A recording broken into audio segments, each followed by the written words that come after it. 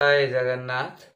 आज आम एपिसोड रे सुप्त उदरकर्षणासन बा स्लीपिंग एब्डोमिनल स्ट्रेच पोज आसन विषय आलोचना करिबा।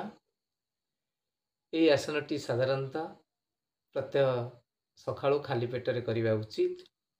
ए आसन करिबा द्वारा आमर समस्त प्रकार joint जेपरिक shoulder, neck, hip, knee a joint गुड़िक relax होता है एवं आमर एब्डोमिनल मसल एवं बैक मसल मजबूत हुए।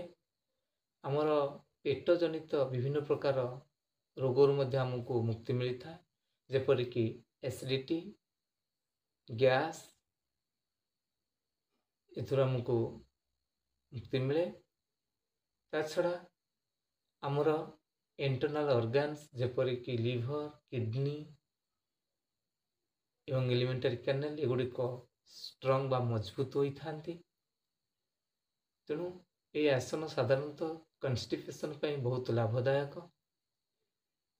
ताहले ये आसनटी किपरि करा जाय था बर्तमान मु आपनको करी देखैबी। आपण यहाँ को लक्ष्य करंतु एवं निजे प्रत्यह सकाळे खाली पेटरे करिया पई चेष्टा करंतु एवं किछि दिन कला परे आपण निश्चय यार उपकारिता जानि परिबे। ताले आसंतु देखि नेबा।